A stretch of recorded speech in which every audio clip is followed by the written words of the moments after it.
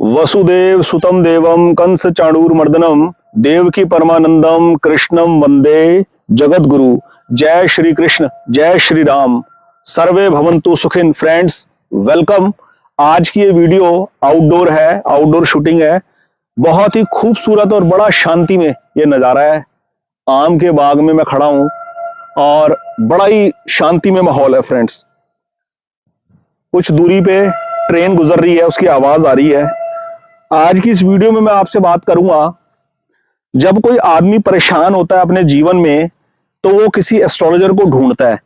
तो जिंदगी में कैसे एस्ट्रोलॉजर को आदमी को अप्रोच करना चाहिए, इस बारे में बात करेंगे। देखिए, आदमी के अपने खुद के बस की बात नहीं है कि वो किसी एस्ट्रोलॉजर को चूज करे।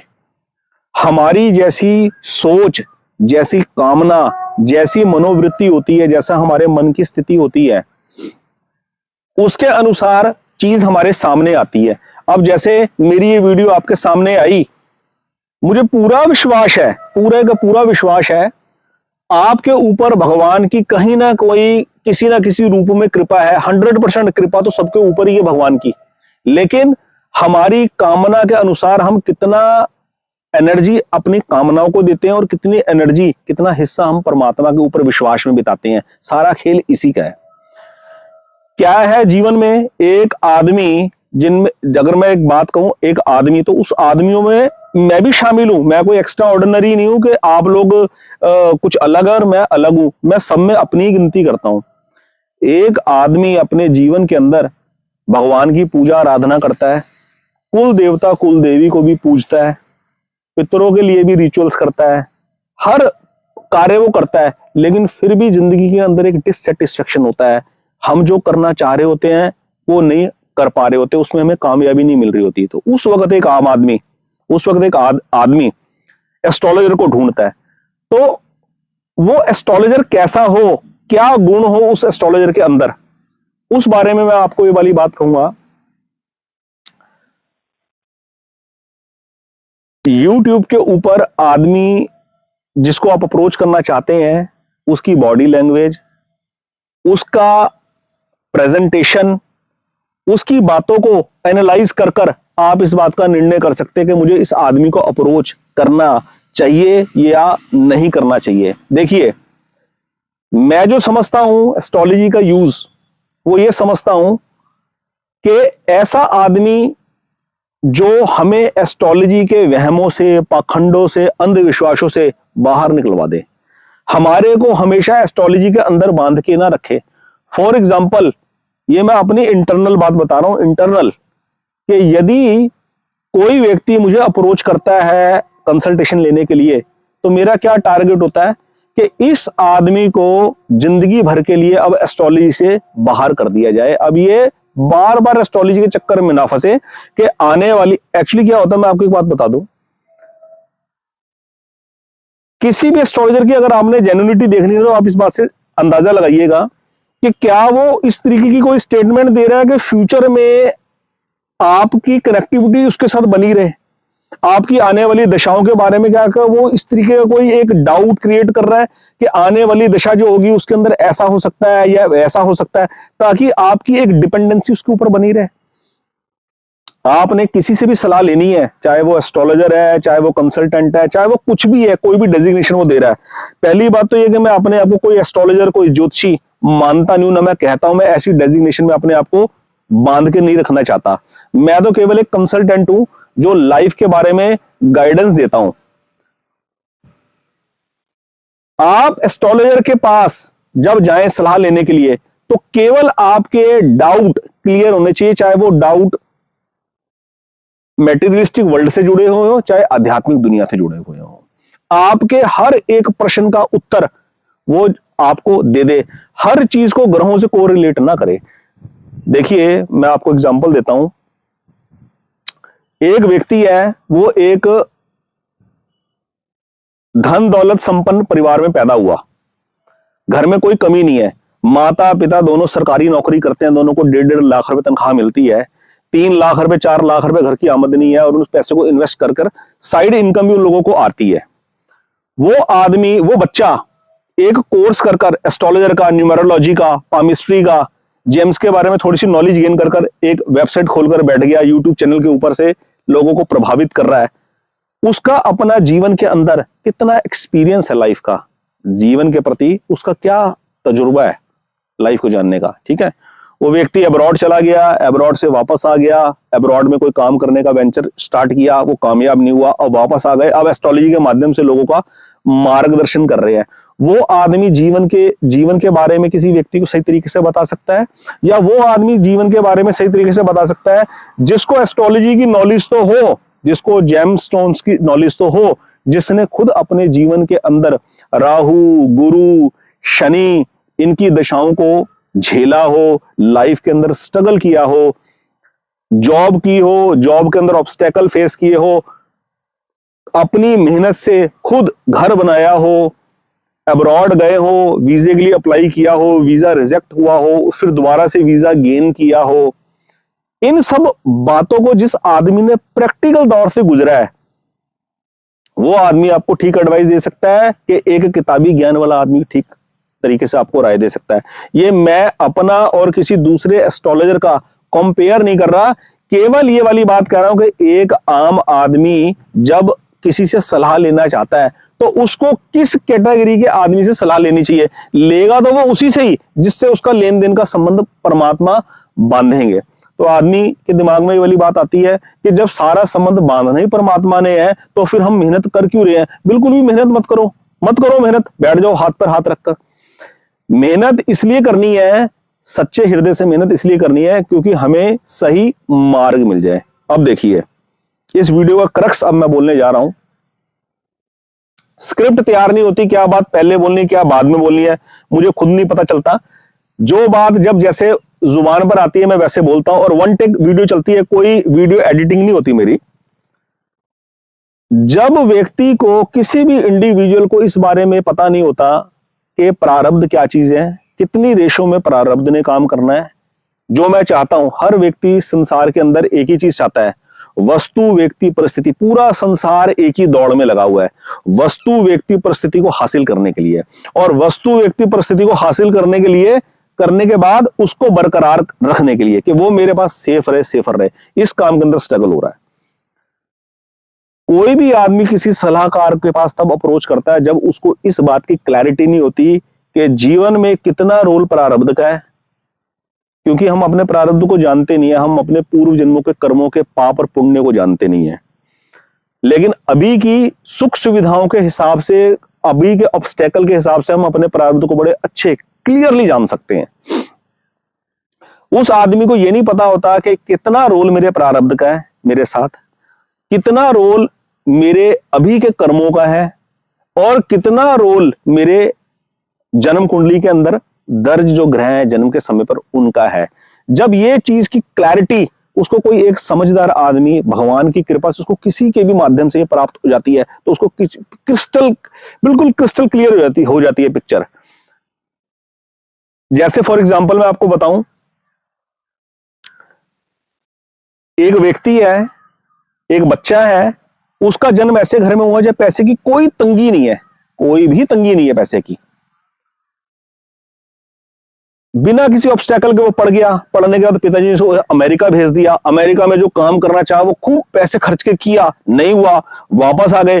पिताजी ने अब उसको बिजनेस खोल के दे दिया, अब उसके पास एक लग्जरी गाड़ी भी है, सब कुछ ठीक ठाक चल रहा है। एक वो बच्चा है जो बहुत मुश्किल से पढ़ रहे हैं, पिताजी उसकी फीस भी नहीं पे कर पा रहे हैं, और फादर की फाइनेंशियल कंडीशन ठीक नहीं है, और वो आदमी, वो बच्चा खुद मेहनत से समाज के अंदर स्ट्रगल कर कर अपने लिए कोई इनकम सोर्स जुटा रहा है और अपने जीवन निर्वाह के लिए किसी प्रकार से आगे बढ़ रहा है। इस पूरे सिनेरियो के अंदर अगर ये देखा जाए तो क्या कोई राहु, शनि, मंगल, केतु उस आदमी को तंग नहीं कर रहे, उस बच्चे को कोई तंग नहीं कर रहे। जिस बच्चे का जन्म उस अमीर घर के अंदर हुआ, पैसे वाले परिवार के अंदर हुआ, जहां दोनों माता पिता कमाते हैं, 2.5-3-4 लाख रुपए की इनकम आती है, वो बच्चा जो करना चाहे वो कर रहा है। वो एक अलग बात है जो काम किया उसके अंदर नुकसान हो गया, ग्रह दशा ऐसी थी कि काम के अंदर नुकसान हो गया, पर उस नुकसान का उसको कोई फर्क ही नहीं पड़ा। ऐसे बथेरे लोग हैं जिनके बच्चे इतने पैसे खर्च देते हैं, माँ बाप उसका जिक्र तक कहीं नहीं करते। क्योंकि वो कहते हैं बच्चे कोई बात नहीं, क्योंकि इनकम का फ्लो बना हुआ है। अगर 10-20 लाख रुपए उजाड़ भी तो कोई दिक्कत नहीं है, और करोड़ 2 करोड़ रुपए आ गए तो उसमें कोई फर्क नहीं पड़ता। लेकिन एक आदमी बड़ी मेहनत मुशक्कत से 1 लाख रुपए जोड़ता है, उस 1 लाख रुपए से कोई काम करता है, आगे वाला कोई धोखा दे देता है, तो क्या वो ग्रह जो है क्या उसी आदमी को पीछे पड़े हुए हैं? राहु केतु मंगल शनि क्या उसी आदमी के पीछे पड़े हैं जो आदमी ट्रबल झेल रहा है? बस यही अंडरस्टैंडिंग है। किस रेशो के अंदर जन्म कुंडली की हमें हेल्प चाहिए, कितना प्रारब्ध हमारे साथ काम कर रहा है, और कितना योगदान हमारे पास अब के कर्मों का है। केवल एक प्रैक्टिकल जिंदगी जीने वाला आदमी ही, चाहे वो अपने आप को एस्ट्रोलॉजर कहे चाहे ना कहे, चाहे उसने अपने आप को ज्योतिषी डिक्लेयर किया चाहे नहीं किया, एक तजुर्बेकार आदमी ही किसी आदमी को सही मार्ग दिखा सकता है। Blind cannot help the blind. एक नेत्रहीन व्यक्ति किसी दूसरे नेत्रहीन को कोई रास्ता नहीं दिखा सकता। बहुत गौर से बात को सुनना, कोई क्रिटिसिज्म क्रिएट करने की जरूरत नहीं है किसी नेत्रहीन की, किसी अंधे व्यक्ति की। मैं यहाँ कोई इंसल्ट नहीं कर रहा, बड़े विनम्रता पूर्वक मेरी बात कह रहा हूं। मेरे कहने का भाव ये है, मेरी भावना ये है कहने की, कोई आदमी किसी को रास्ता तब दिखा सकता है जब वो खुद उस रास्ते पे चला हुआ हो। दिल्ली से मुंबई जाने का जो सफर तय किया किसी आदमी ने, गरीब रथ ट्रेन से सफर किया है, तो वो गरीब रथ का एक्सपीरियंस बता सकता है, और उसी आदमी ने राजधानी सुपरफास्ट ट्रेन से अगर सफर किया है तो वो दोनों का डिफरेंस बता सकता है, दोनों के बारे में अपने एक्सपीरियंस बता सकता है। जिस आदमी ने सफर ही नहीं किया दिल्ली से मुंबई तक का, वो बीच का जो सफर का तजुर्बा है वो एक्सप्लेन नहीं कर सकता। तो मेरे कहने का मतलब ये है, जब कोई आदमी किसी एस्ट्रोलॉजर को अप्रोच कर रहा है, वो तब कर रहा है जब उसको इस बात का आभास नहीं है, इस बात का बारे में समझ नहीं आ रही कितना रोल मेरे प्रेजेंट मौजूदा इस जन्म के कर्मों का है, कितना रोल मेरा प्रारब्ध दिखा रहा है इस वक्त मेरे को, और कितना रोल मेरे हॉरोस्कोप का है। हॉरोस्कोप से मुझे क्या क्या करेक्शन करनी बनती है। हॉरोस्कोप से केवल और केवल एक ही करेक्शन करनी बनती है, और वो वन टाइम होती है। वो वन टाइम करेक्शन ये है कि लगन का लगनेश, सुख भाव का सुखेश, भाग्य भाव का भाग्येश और कर्म भाव का कर्मेश यदि 6, 8, 12 भावों में हो, 6, 8, 12 भाव के स्वामियों के साथ हो, 6, 8, 12 भाव के स्वामी से उसका संपर्क स्थापित हो जाए, या लग्नेश, सुखेश, भाग्येश, कर्मेश राहु के नक्षत्रों के अंदर चले जाएं, इस प्रकार का जो कॉम्बिनेशन होता है वो लाइफ के अंदर ऑब्स्टेकल पैदा करता है। आदमी के माइंड को स्टेबल नहीं होने देता, उसके माइंड में क्लैरिटी नहीं होने देता कि मुझे करना क्या है। हर वक्त मन किसी ना किसी दुविधा में फंसा रहता है।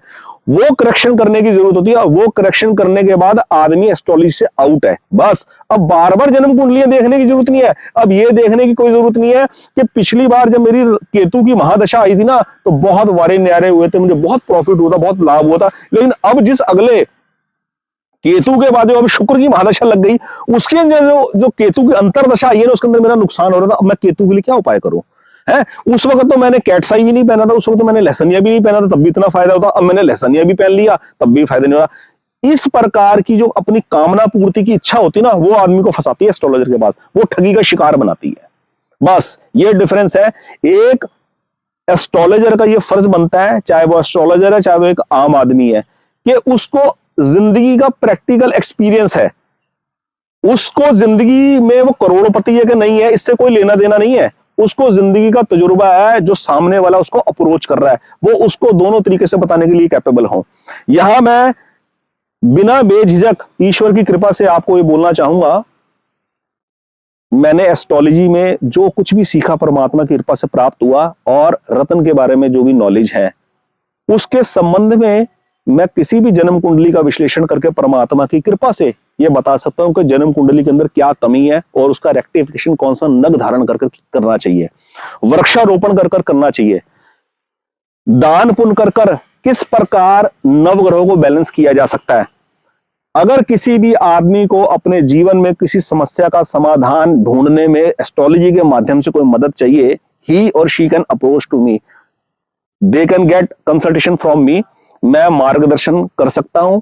आप किसी भी विषय के बारे में अगर सलाह चाहते हैं, फॉरेन ट्रेवल के बारे में, जॉब के बारे में, बिजनेस के बारे में, किसी लिटिगेशन के बारे में, किसी डिस्प्यूट को हैंडल करने के बारे में, तो आप मुझसे कंसल्टेशन ले सकते हैं। मैं ना केवल जन्म कुंडली के बारे में विश्लेषण कर आपको सूटेबल जेमस्टोन, नेसेसरी रेमेडीज बताता हूं, बल्कि जिस पर्टिकुलर इश्यू में आप इन्वॉल्व हैं उसको कैसे टैकल करना है उसकी बेस्ट एडवाइस भी देता हूं उसी काउंसलिंग सेशन के अंदर। जो मेरी वन टाइम फी होती है उसके अंदर ये काउंसलिंग सेशन इंक्लूडेड है, उसके लिए कोई बार बार मैं आपसे चार्जेस नहीं लेता। और मुझसे बात करने के बाद यदि आदमी ने कोई अपना डाउट, कोई क्वेश्चन मुझसे दोबारा पूछना हो तो वो मुझसे 1 बार, 2 बार, 3 बार व्हाट्सएप चैट के ऊपर पूछ सकता है। मैं उसको टाइम देता हूं, उसका रिप्लाई देता हूं। आज की इस वीडियो में इतना ही, बस और अब ज्यादा नहीं बोलेंगे। बस एक बार थोड़ा सा ये व्यू देख लेंगे आम के बाग का, कितना सुंदर नजारा है। आनंद आ गया आज बाहर वीडियो शूट आउट करके, और ऐसा विचार बन रहा है कि ज्यादातर वीडियो बाहर की ही बनाई जाए। बस आप सबका दिन शुभ हो, परमात्मा में लगे रहिए बेफिक्र होके, मतलब कि बेफिक्र होने का मतलब है पूर्ण विश्वास के साथ परमात्मा के भरोसे पर रहिए, परमात्मा के आश्रय पे अपने जो जिम्मेवारी है ना उनको निभाते रहिए। सारे रास्ते अपने आप खुल जाएंगे, चीजें स्मूथ हो जाएंगी, मन में शांति आ जाएगी, सब कुछ हो जाएगा ठीक ठाक। कोई घबराने की जरूरत नहीं है। परमात्मा पे अटूट विश्वास रखो, परमात्मा की कृपा पे अटूट विश्वास रखो। जिस परमात्मा के विधान में हमारा ये शरीर बना है, हमारा ये रंग रूप बना है, हमने अपना रंग रूप खुद तय थोड़ा ना कि अगर मेरा हमारे अपने हाथ में होता तो हम अपने आप को खूब सुंदर, खूब स्मार्ट, खूब अच्छे से बना लेते और हम भी फिल्म इंडस्ट्री में जाकर खूब पैसे अरबों करोड़ों रुपए कमा रहे होते, मजे मार रहे होते, इंस्टाग्राम के ऊपर फोटो डाल रहे होते अपनी भी।